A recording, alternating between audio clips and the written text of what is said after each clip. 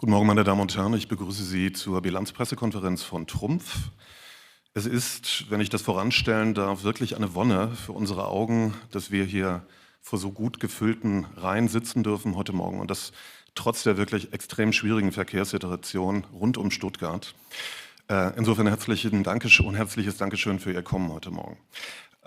Sie hören nun wie gewohnt zunächst das Statement von Frau Dr. Leibinger-Kammüller. Wir haben anschließend einen kleinen Sonderprogrammpunkt eingebaut und zu guter Letzt sollte genügend Zeit für Ihre Fragen sein.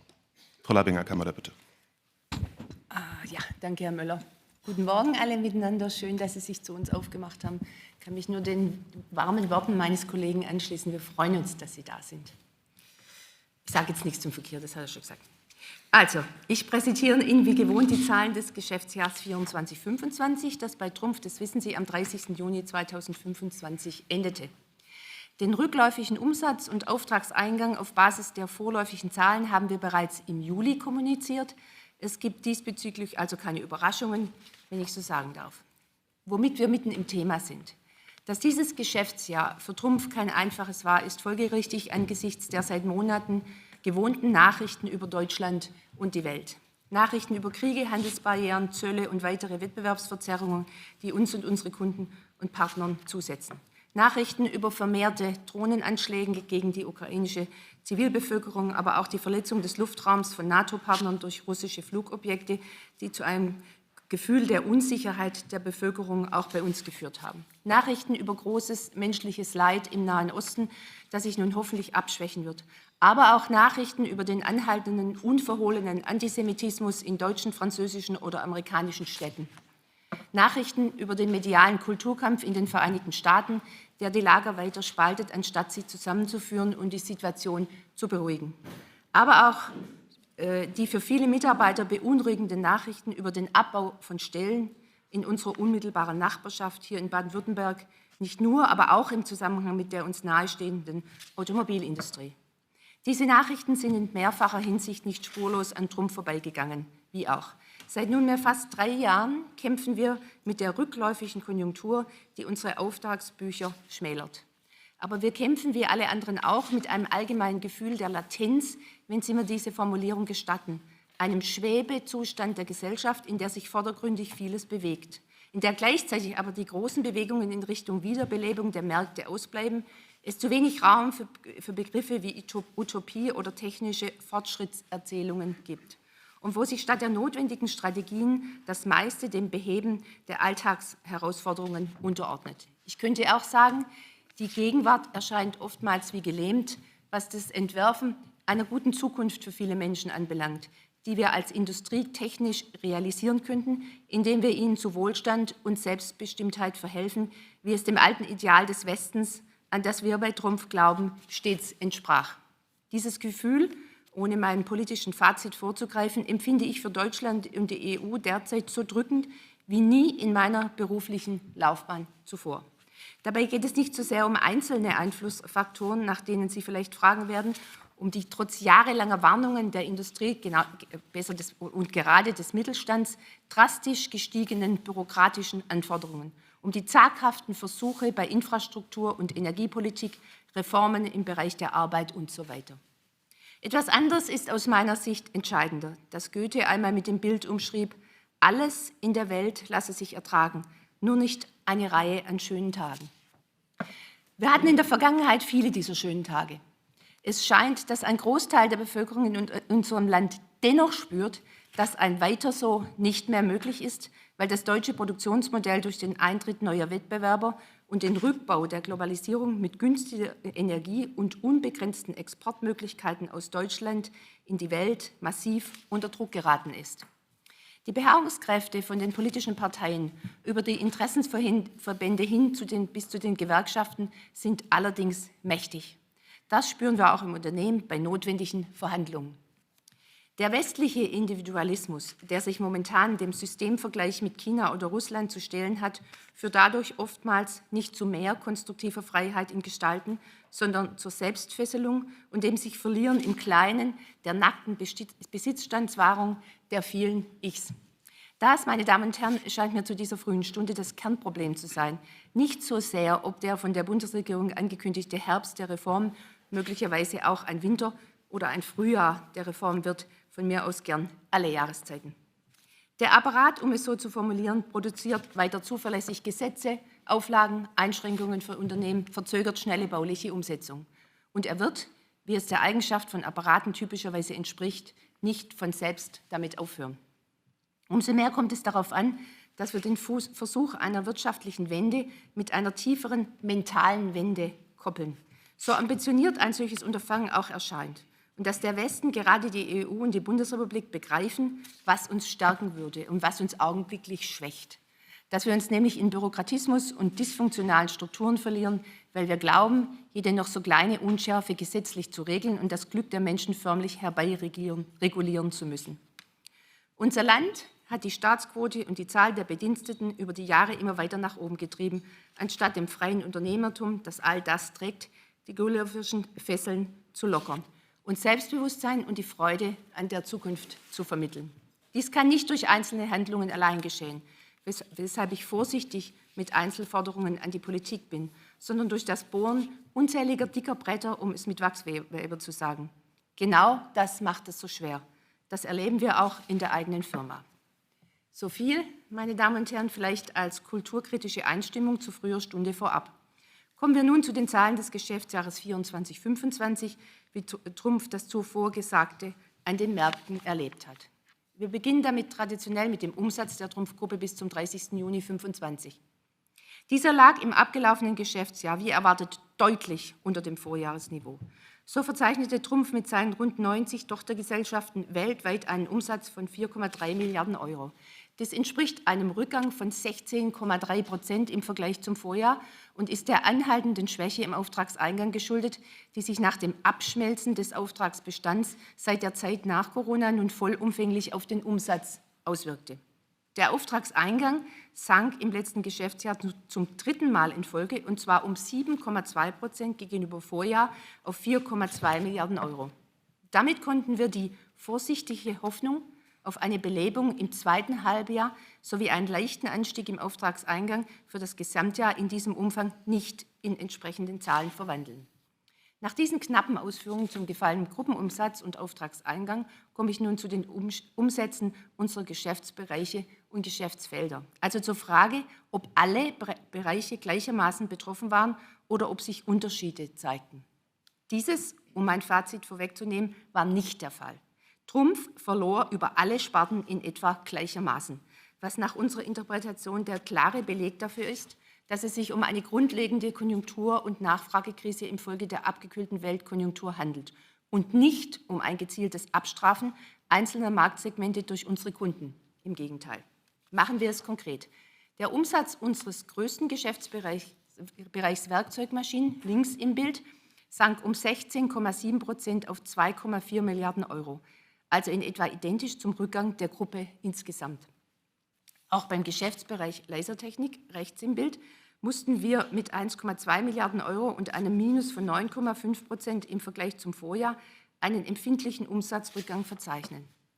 Der Umsatz des Geschäftsfelds EOV, also die Hochleistungslaser für unseren Kunden ASML, sank um 23,2% auf 724 Millionen Euro. Die Gründe dafür wird Ihnen mein Vorstandskollege Berthold Schmidt zu meiner Rechten später gern erläutern.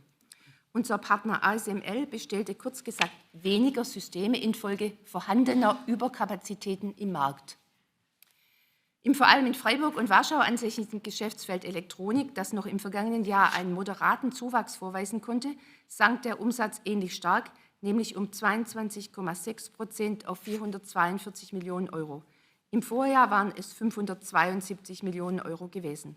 Auch hier sehen wir die Abkühlung der Nachfrage, etwa im Bereich Photovoltaik in China, als eine der Ursachen an.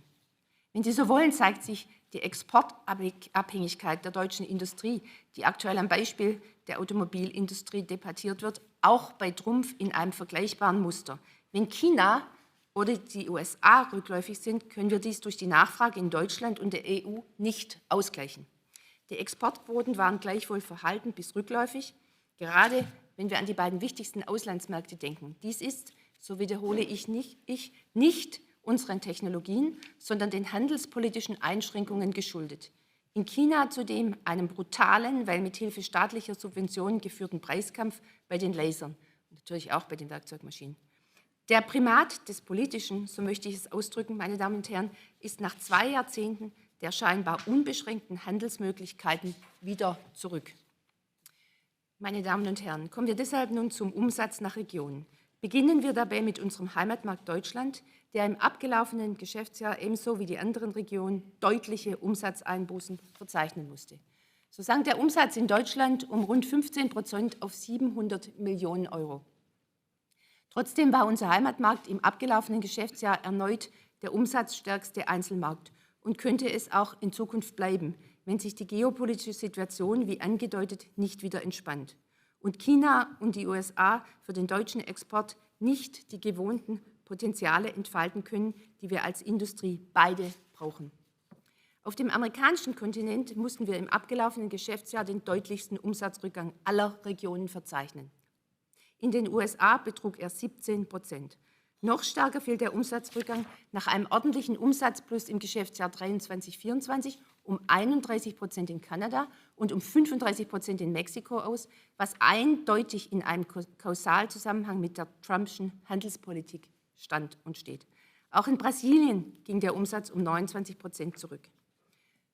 Gestatten Sie mir dazu einige Sätze, wie uns die Zölle der USA konkret bestrafen natürlich, trotz des unerschütterlichen Optimismus, den wir alle und gerade ich persönlich in die USA setzen. Im Hintergrund ein Foto von der Eröffnung unserer neuen Smart Factory in Connecticut im Mai. Mein Mann und Herr Mayer sind mit dabei. Alle Vorprodukte, die wir beispielsweise aus Mexiko in die USA einführen, werden mit 50% verzollt. Zölle fallen allerdings ebenso an für viele Vorprodukte sowie fertige Maschinen, die aus Europa in die USA gehen. Allein Biegemaschinen werden dadurch für unsere Kunden empfindlich teurer. Das heißt, auch unsere Preise werden notwendigerweise so erhöht, dass die Kunden am Ende die Zölle zumindest teilweise zahlen müssen.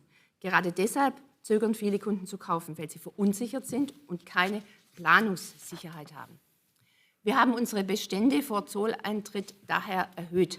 Dies geht aber nicht beliebig oft und auch die Verlagerung von Montagen in die USA geht voran, um so den Zöllen zu entgehen.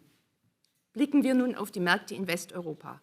Auch diese mussten Umsatzeinbußen hinnehmen, etwa in Spanien um -13% oder Frankreich um 12%. In Osteuropa war der Umsatz ebenfalls rückläufig, jedoch nicht so stark wie in Westeuropa. Hier entwickelte sich vor allem die Tschechische Republik mit einem Umsatzrückgang um -23% schwach. In Polen, der Slowakei und Ungarn fiel der Rückgang dagegen moderat aus.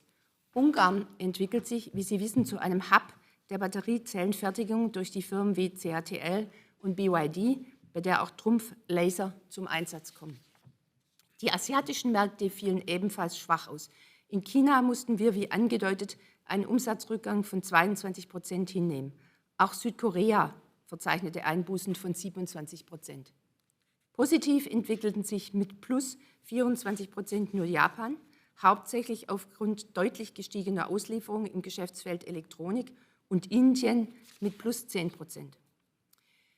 Infolge des Gesagten ging der Umsatzanteil in Amerika auf unter 20% zurück.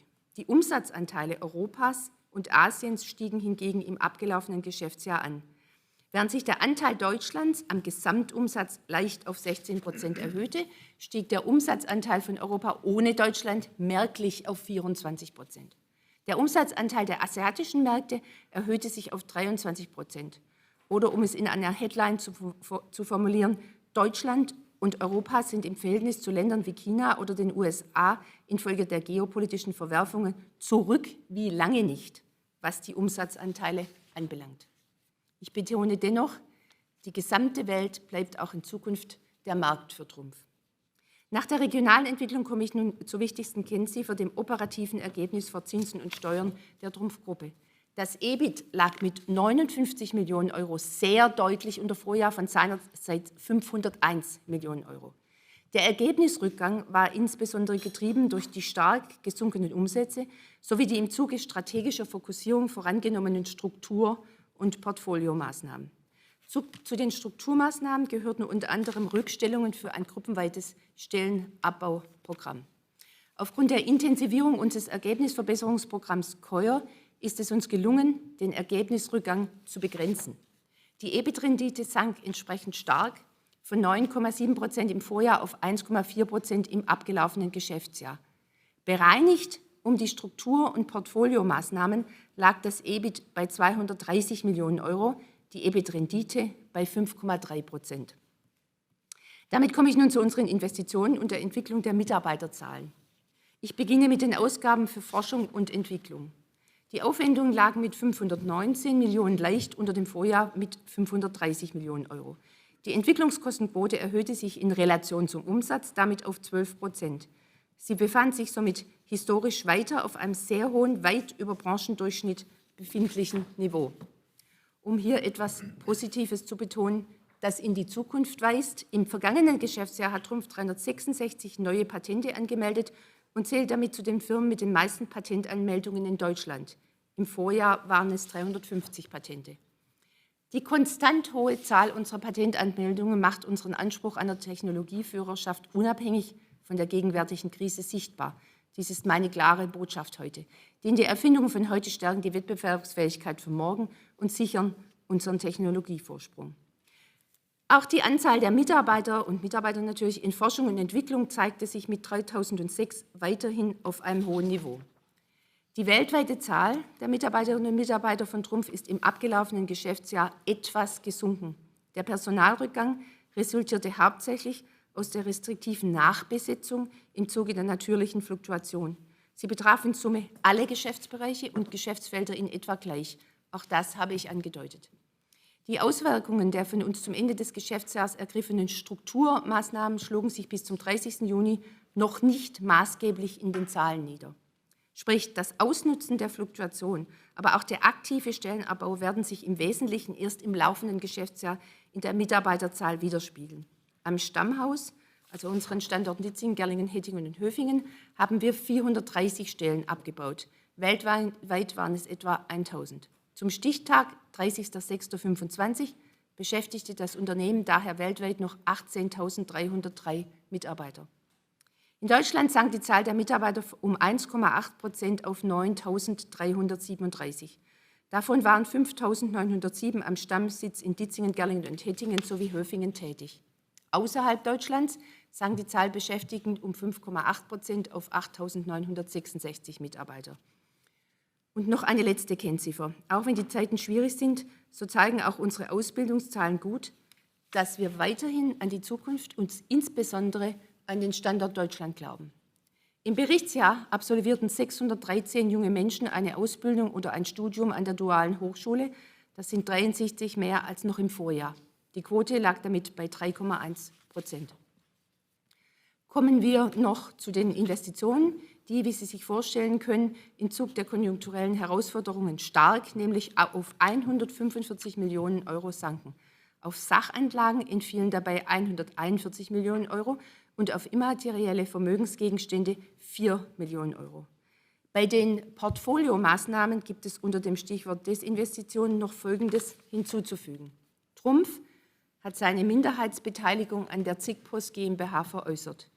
Im Zuge dessen wurde das Geschäft im Bereich der Echtzeitlokalisierung eingestellt und die Trumpf Tracking Technologies GmbH operativ stillgelegt.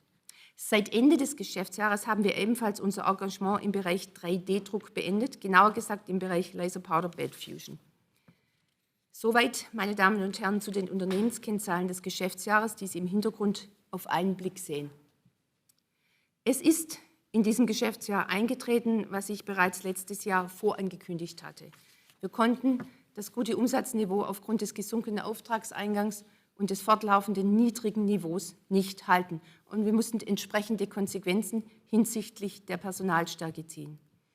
Auch wenn die ergriffenen Maßnahmen wie das Stellenabbauprogramm für uns schmerzhaft waren, sind sie dennoch großzügig im Sinne der Mitarbeiter ausgefallen. Wir glauben trotz allem, nun die Talsohle erreicht zu haben. Es gibt ganz vorsichtige Anzeichen der Verbesserung. So ist unser Auftragseingang seit mehreren Monaten nicht mehr gefallen und stabilisiert sich auf einem entsprechend unserer Planung fraglos noch zu niedrigem Niveau. Er sinkt mit anderen Worten nicht mehr, was in diesen Zeiten nichts ist. Unser Ausblick auf das laufende Geschäftsjahr bis zum 30. Juni 2026 fällt daher sehr zurückhaltend und dennoch sage ich vorsichtig optimistisch aus.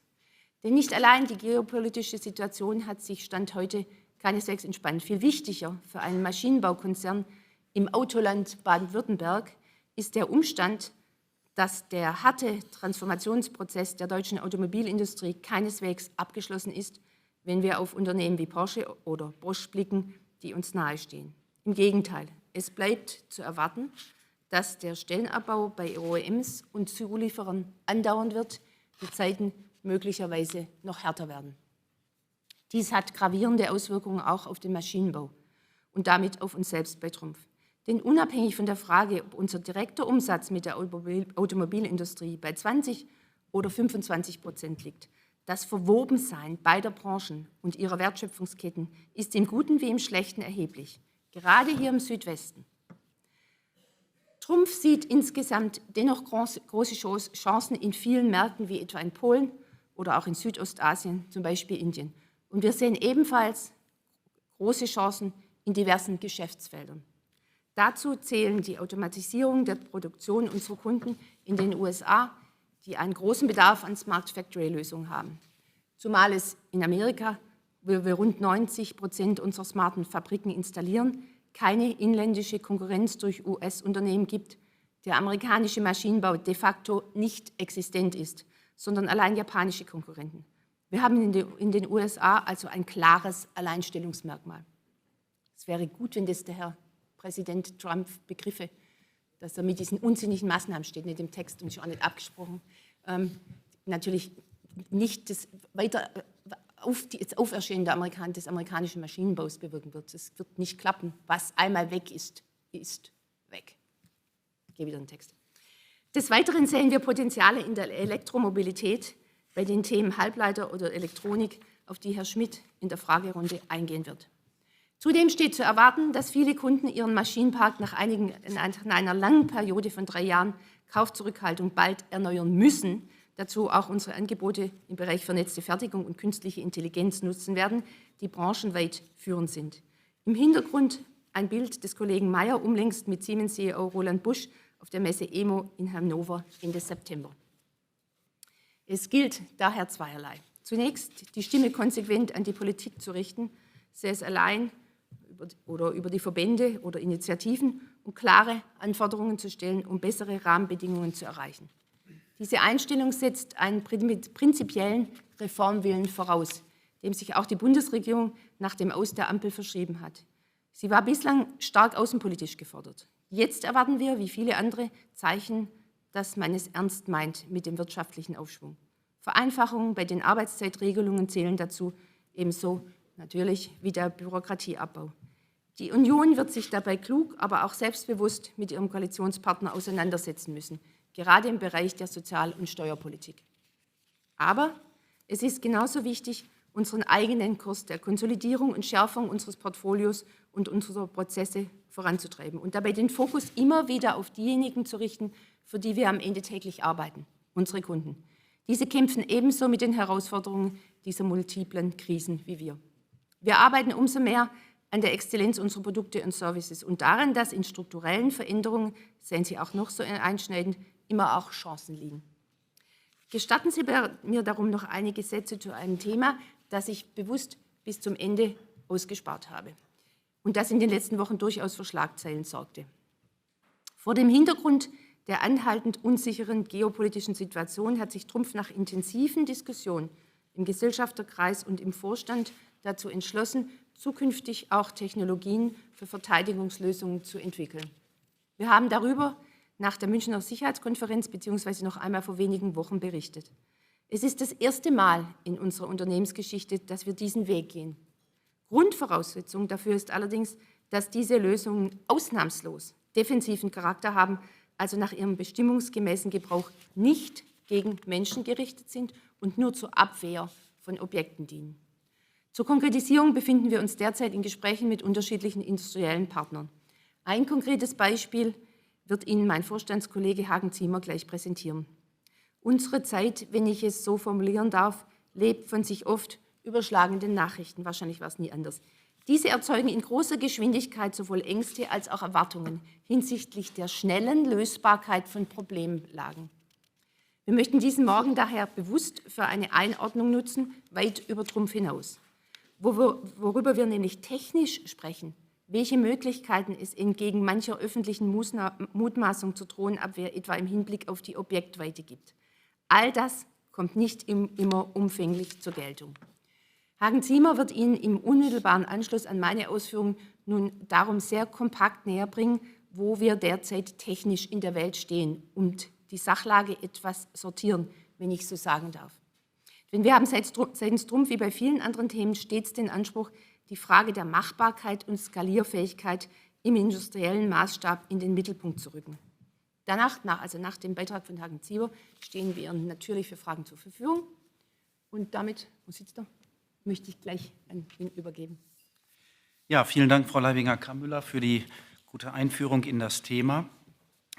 Auch herzlichen Gruß von meiner Seite in die Runde.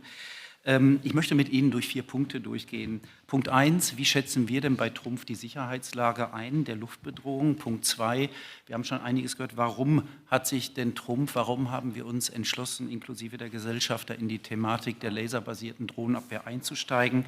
Ich möchte Ihnen auch zeigen, wo die technischen Restriktionen dieser Technologie liegen, denn das Thema hypt ja wie verrückt momentan in der Presse. Und wie so immer ist auch der Laser nicht das Allheilmittel. Es wird eine Komplementärwaffe sein, die die aktuelle Landschaft der konventionellen Waffensysteme um die Drohnenabwehr ergänzen wird. Und ich möchte schließen mit einer Partnerschaft, die auch Ihnen heute vorliegt, mit der wir gedenken, eben unsere Technologie als Komponentenzulieferer in wirklich einsatzfähige Systeme, die binnen der nächsten 3 Jahre bereitgestellt werden, zu realisieren. Zur Sicherheitslage.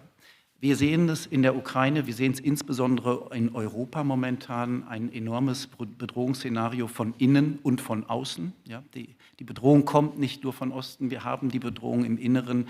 Wir sehen es, Drohnenflüge über sicherheitsrelevanten Infrastrukturen, Flughäfen, Oslo beispielsweise, Kopenhagen, München, und wir stehen eigentlich tatenlos an der Seite, diese Themen, also einfach Drohnen abzuschießen. Sicherlich muss man darüber sprechen, welche Art der Regulatorik in diesem inneren Sicherheitsbereich anzuwenden ist, bevor man die Technik einführt. Aber grundsätzlich haben wir dort ein Thema. Die Drohnenschwärme, wie wir sie eben in dem Ukraine-Krieg momentan erleben, sind von einer so übermächtigen Natur. Wir reden nicht von 1, 2 Drohnen, wir reden von Hunderten von Drohnen pro Einsatzszenario. Es wurde auch neulich rapportiert durch die Firma Rheinmetall eben, dass die Bundeswehr den Sky Ranger, ein ballistisches Abwehrsystem, zu besorgen ist in der Stückzahl 600. Das ist ein erster Schritt in die richtige Richtung, um mit den bestehenden Systemen auf diese Bedrohungsszenarien reagieren zu können. Fakt ist aber, Drohnen sind heute billig. Sie sind schnell, sie können durch KI koordiniert werden in intelligente, selbstorganisierte Schwärme, auf deren Angriffsszenarien wir heute keine Antwort haben. Und der Laser ist dort ein geeignetes Mittel, ich erkläre es gleich, dem zu begegnen. Welches Land hat sich denn heute schon geschützt gegen eine übermächtige Luftverteidigung, Luftbedrohung? Das ist das Land Israel. Wir haben es eben schon andiskutiert, wir können es auch der Vergangenheit entnehmen. Der Iron Dome ist erstmal ein ballistisches System, was mit Lenkflugkörpern beabsichtigt, Lenkflugkörper abzuschießen. Man kann sich vorstellen, wenn Sie ein Rohr von etwa 5 bis 10 Zentimeter Durchmesser in 10 Kilometer mit einem Lenkflugkörper treffen wollen, dann brauchen Sie eine hochtechnisierte Waffe mit Sensorik, Anflug, Peilung etc. pp. Und das macht diese Systeme sehr, sehr teuer. Ein typischer Lenkflugkörper kostet heute etwa zwischen 100 und 500.000 Euro. Ja? Das heißt, in solchen Szenarien, wo übermächtige Drohnenschwärme kommen, sei es auf relevante Sicherheitsstrukturen oder in Kriegsgebieten, ist der Angegriffene immer in der Defensive, wenn nicht bedingt durch die Supply Chain, dass einfach nicht genug Lenkflugkörper produziert werden können, spätestens in der Ökonomie. Und wenn wir mit Lenkflugkörpern gedenken, in Zukunft Drohnen bekämpfen zu können, dann wird das nicht funktionieren. Ballistische Systeme wie ein Sky Ranger, wo wir eben mit 30 mm Geschossen in die Ferne schießen, um einen Splittervorhang zu generieren, funktioniert, ist aber auch sehr, sehr teuer. Die Verfügbarkeit im Einsatz ist sicherlich zu hinterfragen. Und am Ende gibt es auch für solche Systeme Fähigkeitslücken in der Distanz. Wir sehen, dass der Laser hier eine gute Komplementärwaffe gegen also eine defensive Komplementärwaffe gegen solche Angriffe bietet und die mit folgenden Vorteilen besticht. Der Laser ist günstig, er ist zielgenau, er ist immer verfügbar, nicht bei jeder Wetterlage, deswegen auch eine Komplementärwaffe zu konventioneller Technologie. Und last but not least, kann mit dem Laser sehr, sehr schnell ein ganzes Drohnenszenario abgerastert werden. Und daran arbeiten wir. Warum Trumpf, wenn es zum Laser kommt? Naja, was ist der Drohnenabschuss? Der Drohnenabschuss ist sag ich mal, ein bisschen lax gesprochen, Lasermaterialbearbeitung in der Ferne. Es ist so. Und Trumpf ist ein Spezialist für Lasermaterialbearbeitung. Es gibt, glaube ich, in Deutschland, in Europa, wenn nicht weltweit, kein Unternehmen, was die Interaktion zwischen Laserstrahlung und Materialien besser versteht als wir. Ja, bei Drohnen kommen unterschiedliche Materialien von Kunststoffen bis CFK, bis Metallen, alles zum Einsatz. Und am Ende muss bewertet werden, welche Art von Materialien in welcher Distanz, mit welcher Intensität und mit welcher Bestrahlungszeit bearbeitet werden kann. Ich entschuldige den technologischen Ausflug. Wir haben das verstanden. Wir haben uns in unseren Laserapplikationslaboren Drohnen angeschaut, wie sie heute in der Ukraine fliegen, natürlich nicht fliegend, sondern stationär, und wissen genau, mit welchen Leistungsdichten welche Drohnen zu bearbeiten sind, damit man ein Ärmchen abschießen kann von so einer Drohne, damit man sie schlicht und ergreifend flugunfähig machen kann, noch bevor diese Drohne das Zielgebiet erreicht. Wir sind aber nicht nur Spezialisten in der Lasermaterialbearbeitung, sondern wir stellen die dafür erforderlichen Subkomponenten, Laser, Optiken, Steuerungselektronik, Diagnostik, Sensorik, alles hier im Hause her. Das heißt, wir sind hochkompetent in der Bereitstellung von technologischen Subsystemen und Subkomponenten. Was wir aber nicht sind, wir sind kein Rüstungsunternehmen und wollen uns auch nicht in ein Rüstungsunternehmen verwandeln. Wir sind ein technologischer Enabler und brauchen, um aus diesen Subkomponenten ein komplettes Waffensystem zu bauen, einen Integrator. Jemand, der das Marktverständnis hat, jemand, der die Angriffsszenarien kennt und jemand, der diese Komponenten zu einem Gesamtsystem zusammensetzt.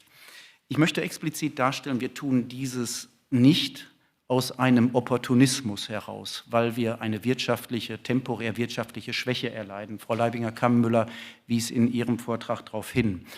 Dem ist nicht so. Wir werden dieses Thema bearbeiten und gehen es intensiv an aus einer gesellschaftlich-moralischen Verpflichtung heraus. Wenn wir als Trumpf die einzigen in Europa sind, die diese Technologie glaubhaft, auch dauerhaft über Jahrzehnte bereitstellen zu können, dann können wir uns dieser gesellschaftlichen Verantwortung nicht entziehen. Ein Business Case, mit diesen Themen mal Geld zu verdienen, liegt in weiter Ferne. Das nur angemerkt. Ist also kein opportunistisches Reinspringen in eine Verteidigungsbranche, um ein vermeintlich oder ein momentan schwächeres Industriegeschäft kompensieren zu können. Bringt mich zum Thema der technischen Möglichkeiten, gerne auch Rückfragen in der Session dort nach. Der Laser, wie ich eingangs erwähnte, ist keine Lösung für alles. Ja. Auch die Israelis haben das erkannt. Der Laser wird im Iron Dome als Iron Beam in der inneren Schale, man stelle sich das vor wie ein Zwiebelschalenmodell, ja, wobei die Radialkoordinate die Distanz ist, eingesetzt. Der Laser ist heute einsetzbar bis maximal 5 Kilometer. Wir glauben für große Drohnenschwarm-Szenarien auch maximal 1 Kilometer. In 1 Kilometer Entfernung ist es durchaus möglich, mit Lasertechnik, die heute verfügbar ist, die unser Haus beherrscht, innerhalb einer Sekunde eine Drohne so bearbeiten zu können und zerstören zu können, dass sie vom Himmel fällt. Ja, aber ich habe es schon angesprochen, der Laser hat Restriktionen. Er wird nicht bei jeder Wetterlage eingesetzt werden können. Mit einem Laser allein ist auch nichts gewonnen. Ja, man braucht eine Strahlformung, man braucht eine Strahlverfolgung, man muss die Entfernung mit einer optischen Komponente messen. Es ist ein hochgeregeltes, in sich geschlossenes System, ein Regelkreis. Allein mit Lasertechnik ist hier nichts gewonnen. Was man braucht, ist eben ganz am Anfang, muss man wissen, wo kommt denn diese Drohne her? Dafür braucht man einen Spezialisten, der mit Radarerfassung Drohnenschwärme erfassen kann, und so einen haben wir gefunden. Bevor ich dazu überschwenke, möchte ich auch sagen, wir entwickeln bei Trumpf momentan aus eigener Kraft, aus eigenen R&D-Quellen einen 100 Kilowatt Grundmodlaser, der eben für ganz andere Einsatzszenarien geeignet ist. Das ist unser interner Pilot, unser interner Leuchtturm. Mit diesem Laser wird es möglich sein, auch auf längere Distanzen Drohnen und andere Flugobjekte, vielleicht Bizarre-Drohnen, irgendwann zerstören zu können. Das bringt mich zur Partnerschaft, die Ihnen vorliegt. Wir haben erkannt, dass wir allein als Trumpf diese Technologie in der Geschwindigkeit, wie wir es benötigen, nämlich 3 Jahre, nicht bewältigen können, komplette einsatzfähige Systeme zum Schutz von zivilen Infrastrukturen oder gar für den Schutz von militärischem Gerät im Einsatzfall bereitstellen zu können. Das können wir allein nicht leisten, das wollen wir auch allein nicht leisten, weil uns schlicht und ergreifend dann die Marktkenntnis fehlt. Insofern haben wir uns entschlossen, nach langen Diskussionen und gutem Austausch mit der Firma Rohde und Schwarz, uns strategisch zu verpartnern, um binnen der nächsten 3 Jahre ein einsatzfähiges erstes System bereitzustellen. Die Firma Rohde und Schwarz ist heute sehr intensiv im Einsatz beim Jamming, also bei der Höchstfrequenzstörung von Drohnen, kennen also die Angriffsszenarien sehr, sehr gut, nutzen das nicht optische elektromagnetische Spektrum, so to say, um Drohnen zu stören, zu eliminieren.